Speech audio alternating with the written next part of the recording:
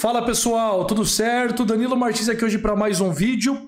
Hoje com mais um vídeo de palpites para a data FIFA, dia 8 de setembro, sexta-feira, nós teremos seleção brasileira estreando nas eliminatórias com o comando do Fernando Diniz. Teremos o Uruguai remodelado pelo Marcelo Bielsa e o prosseguimento das eliminatórias para a Eurocopa do ano que vem. Hoje eu estou com uma camisa da seleção de San Marino, a seleção que eu mais gosto do mundo, que é a pior seleção, mas tem uma história muito carismática, uma seleção muito bacana e é uma camisa que representa muito bem o que é a data FIFA, né? O encontro, a oportunidade de países pequenos enfrentarem países grandes e todo esse amor que nós temos pelas seleções, beleza? Agora vamos pro vídeo, solta a abertura, que tem muita coisa para nós conversarmos.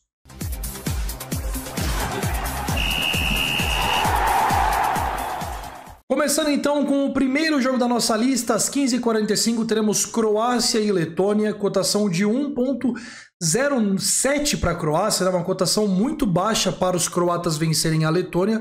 Os croatas que foram semifinalistas da Copa do Mundo de 2022 e agora estão aí, vamos dar uma olhada no grupo da Croácia, né? Estão em terceiro lugar e precisam muito dessa vitória contra a seleção da Letônia. São dois jogos a menos que a Turquia, um jogo a menos que a Armênia, o que tende a dar mais tranquilidade para a equipe croata. Já a Letônia está basicamente eliminada com 0 vitórias em 3 jogos. Aqui eu fiz um criar aposta que eu gostei bastante, eu até deixei ele aqui de lado para vocês verem, eu vou repercutir um pouco sobre ele, tá? Partida, resultado, Croácia para vencer, acho muito que a Croácia vence essa partida, então coloquei isso aqui no criar aposta. Letônia menos de 4 escanteios na partida, essa é a minha aposta principal, eu queria ir para ter menos de 3 cantos, como eu achei muito arriscado, eu coloquei esses dois outros mercados, que é a vitória da Croácia e a Croácia para ter mais de 3 cantos, para elevar um pouco a odds eu ficar um pouco mais protegido no meu criar aposta, tá? Então aqui nós temos um criar aposta com Croácia vence, Letônia para ter menos de 4 escanteios, 3 ou menos, e Croácia para ter mais de 3 escanteios, ou seja, 4 ou mais. É um criar aposta que eu confio bastante aqui e a minha recomendação com meia unidade, tá certo? Também todos os jogos de amanhã com meia unidade aqui no canal. Bósnia e Liechtenstein, nós teremos um confronto aqui muito interessante e muito difícil para a seleção de Liechtenstein, que deve sofrer uma nova goleada, né? Acho que Liechtenstein, depois de San Marino, é a pior seleção europeia e sofre muito nas eliminatórias, a gente sempre vê aí. Tanto que perdeu os 4 jogos, não fez nenhum gol e tomou 14. Já a Bósnia tem 3 pontos em 4 jogos. Se tem um jogo que a Bósnia tem que vencer amanhã para continuar sonhando com o Euro, é esse. E a Bósnia vai vencer, porque tem Dzeko, tem vários jogadores de grande qualidade no seu elenco. E pelo menos para um jogo como esse. Claro que a Bósnia passou muito por um processo de reformulação, os jogadores envelheceram, como o próprio Dzeko, né? Então hoje não é mais aquela Bósnia de 2014, mas ainda assim é uma seleção que tem o necessário para fazer 3, 4-0 em Liechtenstein. A gente está falando de uma proporção aqui muito diferente de seleções. Aqui eu fiz uma aposta com 0,1 ou 10% da stake neste mercado aqui, ó. Mais de 1 escanteio nos 10 primeiros minutos para a Bósnia e exatamente 0 escanteios para Liechtenstein na partida, pagando 13. Uma cotação arriscada, eu sei, por isso que está pagando 13, tá?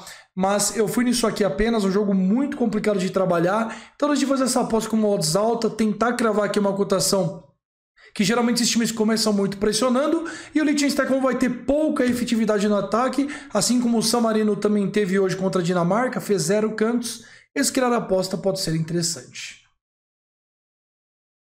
No próximo jogo da lista, também no mesmo horário, às 15h45, nós teremos Luxemburgo e Islândia, um confronto interessante, porque Luxemburgo está evoluindo muito no futebol. Está trazendo jogadores da Alemanha que atuam na primeira divisão da Alemanha, alguns jogadores que atuam em outros países que têm certa repercussão no futebol. Então o Luxemburgo melhorou muito ultimamente, tá? Não é à toa que hoje a seleção de Luxemburgo briga para classificar para a Eurocopa. Tem 7 pontos em 4 partidas, está brigando aqui com Portugal e Eslováquia.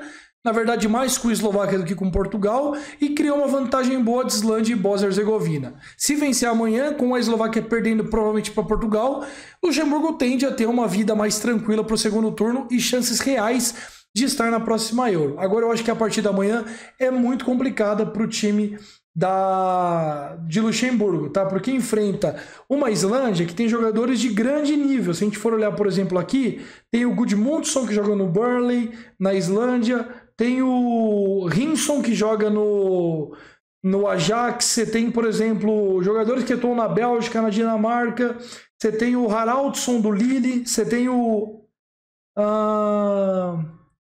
mais um nome aqui que eu vou tentar encontrar, Elertson, que joga no Venezia. Então, assim, para um nível de jogo como esse, o time da Islândia tá acima do Luxemburgo ainda, tá? Runarsson, goleiro do Cardiff também, que é um bom jogador para esse nível de jogo. Então você tem aqui a Islândia um pouco acima de Luxemburgo. E como as linhas estão no mais... Você pode ver aqui, ó, que Luxemburgo ele está um pouco favorito na partida. Então isso possibilita nós de fazermos uma aposta aqui para a Islândia, mais 0,25 pagando 1,71, tá? Gosto dessa aposta, uma aposta que, na minha visão, me dá um pouco de vantagem no empate. Não, mas 0,25 significa, se empatar a partida, nós ganhamos metade da aposta e devolvemos metade. Se a Islândia vencer, a gente ganha. Se a Islândia perder, a gente perde. Como eu acho que a Islândia não perde a para o Luxemburgo com esse time que está convocado, eu gosto bastante, acho que é uma aposta bastante interessante aqui, esse mais 0,25 para a seleção islandesa. Passando agora para as eliminatórias da América do Sul, nós teremos Uruguai e Chile. Uruguai com uma convocação muito interessante do Marcelo Bielsa, que inclusive nesses confrontos aqui, ó, fez partidas interessantíssimas contra Cuba e Nicarágua. Apesar do nível de enfrentamento ser baixo, o Uruguai jogou muito bem com futebol de posse e ofensividade muito interessante. Já o Chile parece que está mergulhando cada vez mais numa crise sem fim. É um time que não conseguiu se remodelar daquele time que foi campeão 2 vezes da Copa América. Convocação muito ruim e o Alexis Sanches não vai viajar para o Uruguai. Pelo menos foi o que o Caio me disse minutos antes de gravar esse vídeo. Como eu nunca posso confiar nas informações que ele traz, não sei se isso procede, tá? Eu não chequei, não confirmei. Mas mesmo que ele for jogar, o time do Uruguai é muito mais forte. Tem Valverde, tem Pelistri, tem jogadores de grande nível no elenco. E por isso aqui eu vou pegar Uruguai para vencer a partida pagando 1,66. É uma cotação baixa, é verdade, mas o time do Uruguai joga em casa, é mais forte. Está quase todo distribuído em grandes centros do futebol, enquanto o Chile está recorrendo a muitos jogadores do seu país mesmo. E isso não me convence. Vou de Uruguai para vencer. E para finalizar, a nossa seleção brasileira em campo contra os bolivianos. A seleção brasileira de Fernando Diniz enfrenta uma Bolívia que convocou 40 jogadores para atuar diante da seleção brasileira. Claro que não vão ser todos que vão atuar, mas são 40 jogadores convocados. Acho que 18 deve ir para o jogo e 22 deve ficar no hotel. Muitos jogadores de base estão na Bolívia para ter essa rodagem de reformulação. Inclusive aquele Miguelito do Santos foi convocado. Mas ainda assim, a Bolívia mantém uma estrutura forte de seleção que é a pior da América do Sul, mas que convocou alguns jogadores que são experientes no elenco, como um goleiro, por exemplo, o Carlos Lamp, que atua no Bolívar. Então o time da Bolívia, ele é quase todo formado por jogadores que atuam no país, com algumas exceções, e o Brasil, por sua vez, tem muito favoritismo para a partida. Acontece que a estreia do Fernando Diniz no comando, não tem o Vinícius Júnior, e ainda assim é um ataque que, em alguns casos, anda devendo em questão de alguns nomes. Tá pagando 1,03 para o Brasil.